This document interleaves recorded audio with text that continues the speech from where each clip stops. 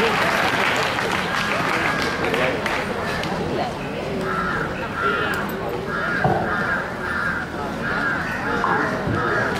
you. We need to be always conscious of the abundant blessings that God showers upon us, and that is what we just heard in the song. Now we will have a group of talented junior school staff to perform a dance. Watch and enjoy yourselves. These probably 2 words, I guess.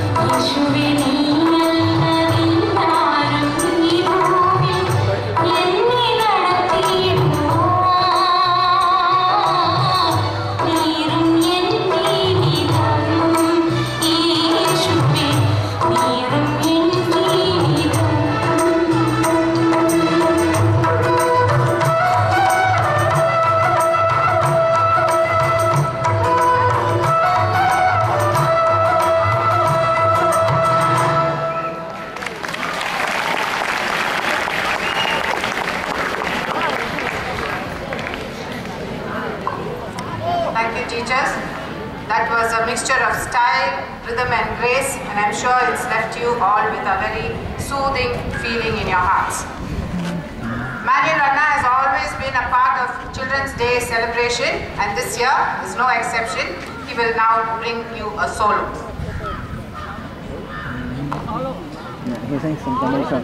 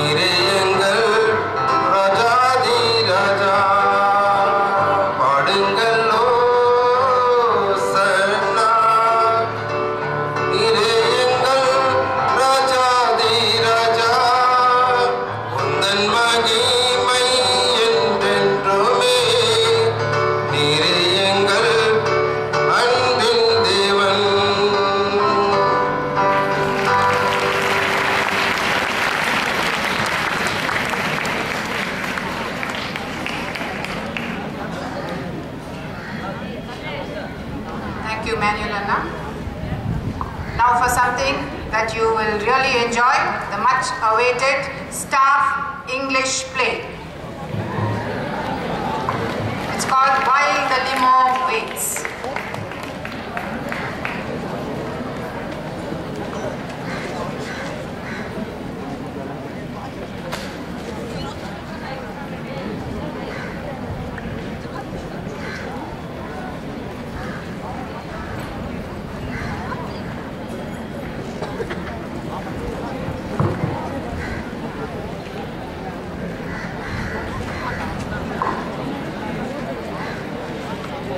We all have dreams, aspirations, ambitions. You can dare to dream big. But daydreaming, not coupled with hard work, will take you nowhere. Meet the fantasy girl living in a false, unreal dream world, totally losing a sense of reality, fooling none but herself. The skit that you're going to see is taken from a play, While the Auto Waits, written by O. Henry. Now it is retitled as While the Limo Waits.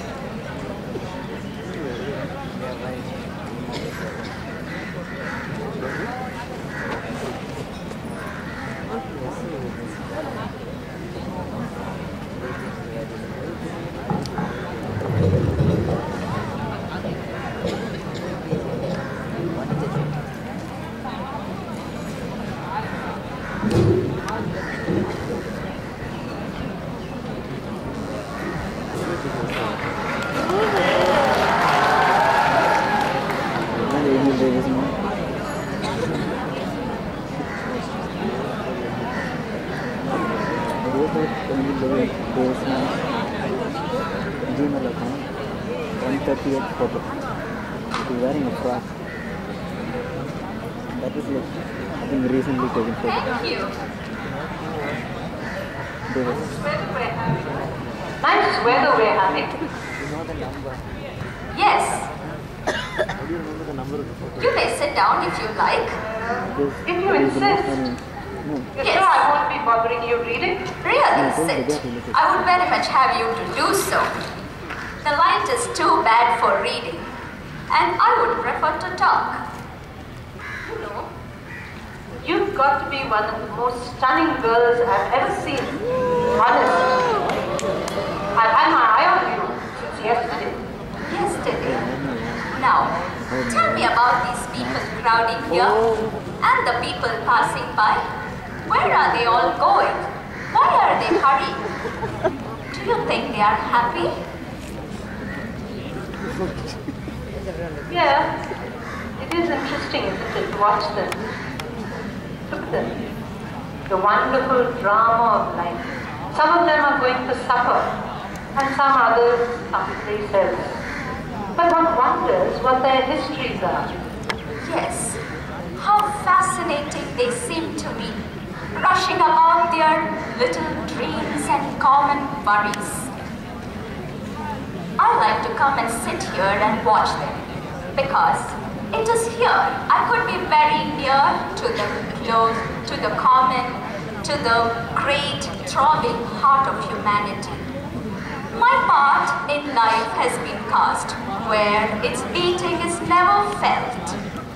Can you guess why I spoke to you, Mr. Stacker? And you?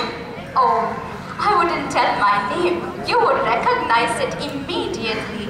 It is very difficult to keep one's name off the headlines of newspapers and even one's portrait out of the magazines. This hat and this veil, my mates of course, are my only protection. They furnish me with an incog.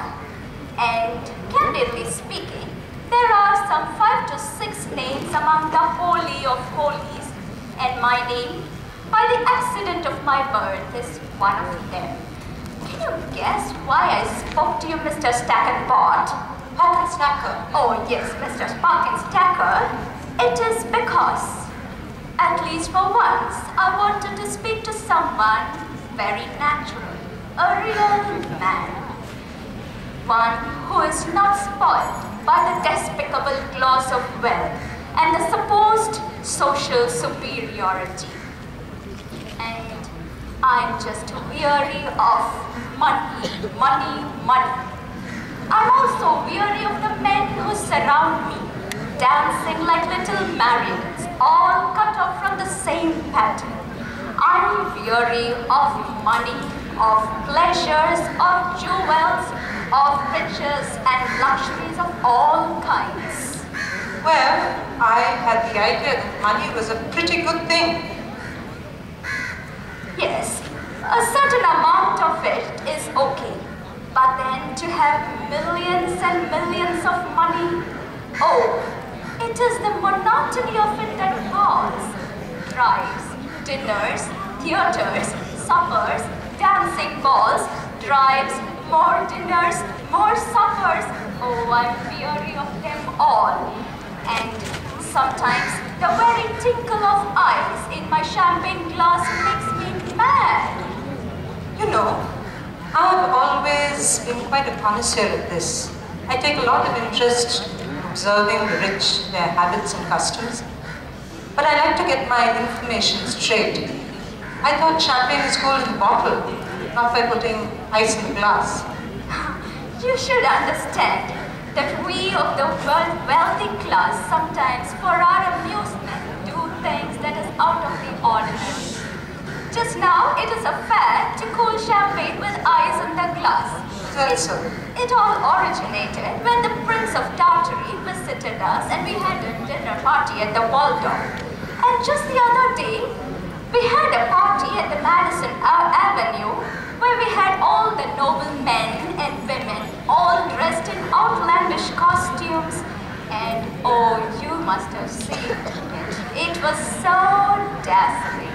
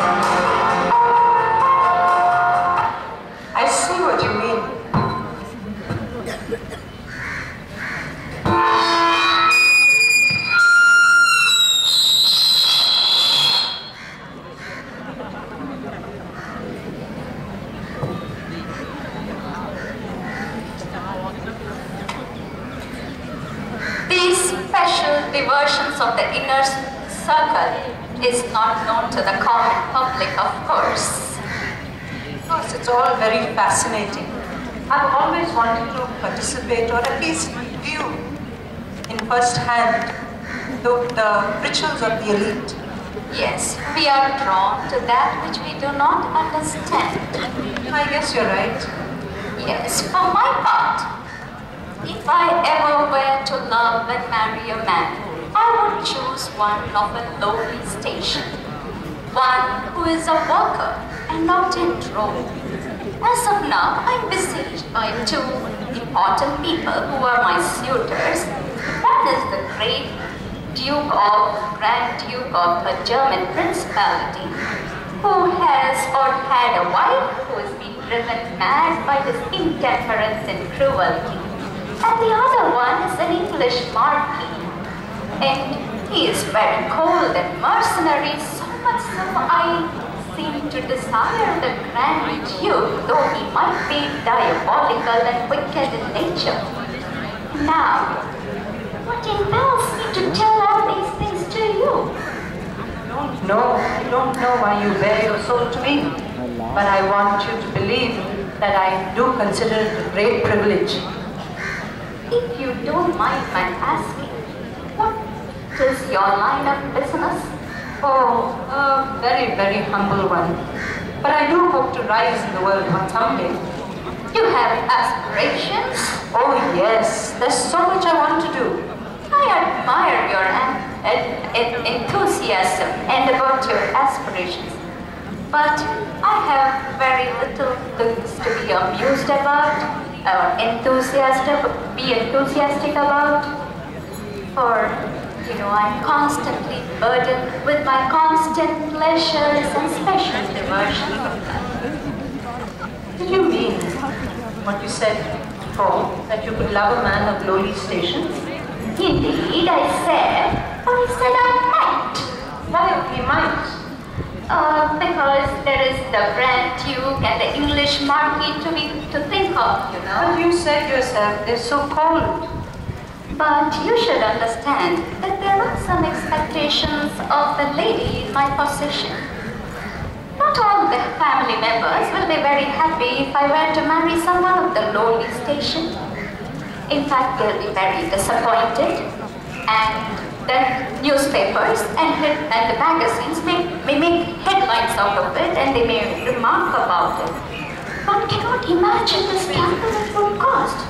Moreover, I might be cut off from the family fortune.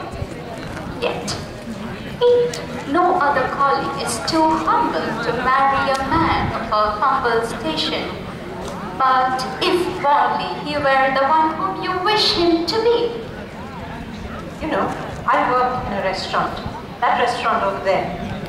Not as a waiter, because labor of course is noble, but then personal attendants like waiters and, valets.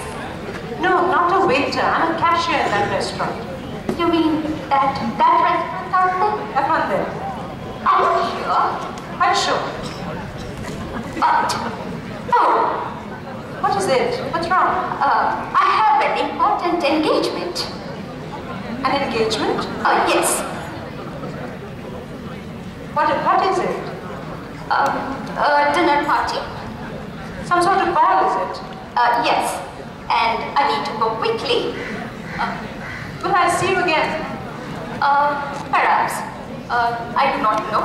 The same whim may not seize me again. And I need to go quickly because there is a dinner and a backset play. And the same old round. And, okay, Mr. Parkinstacker. Yes, Mr. Parkinstacker. I'll take leave of you. It's time for me to go. Good night. Wait, the park is full of unsavory characters. Let me walk you to your car. No. I mean, no. If you had the slightest regard for me, you would sit down on this chair and wait for at least 10 minutes until I have left.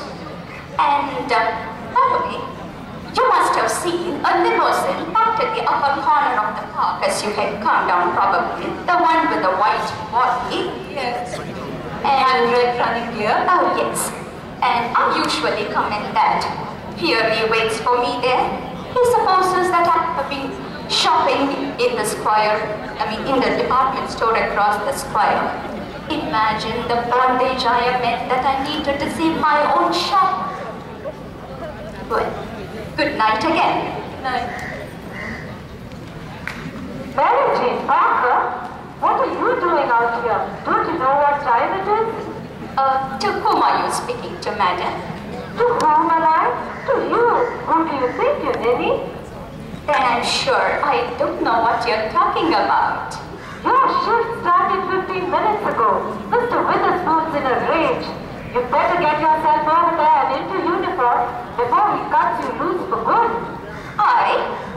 Yes, do. Go on now. I know you can't afford to miss a paycheck. I'm sure you have misunderstood me. You supposed me to be someone else. How could I have done that? I haven't confused you with anyone else. We have been working together for 3 years.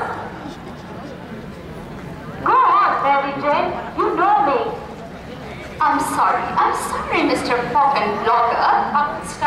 Yes, Mr. Pocket Stacker. Pocket Stacker? Yes, Pocket Stacker. Of the Pocket Stacker?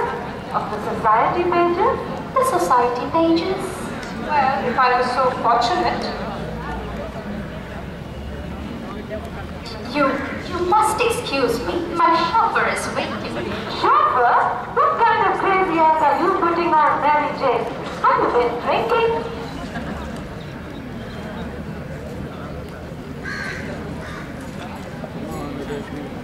You don't even have an automobile. How would you have a chauffeur? I do so. Since when?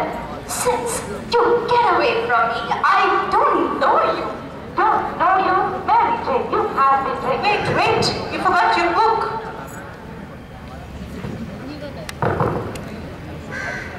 Begging your pardon, sir? Yes, Henry. I don't want to disturb you, but how was it dinner reservation? Can I cancel off? No, I'm coming. Thank you. You must be waiting outside.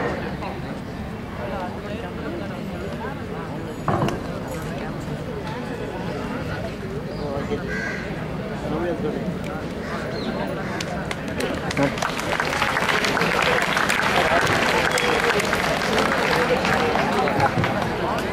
Do you guess who Mr. Parkin's Decker was? Huh? No, the plane. He's supposed to be the chauffeur, and the limousine was his, and he was the prince of the kingdom. Can we give a big hand for all the participants?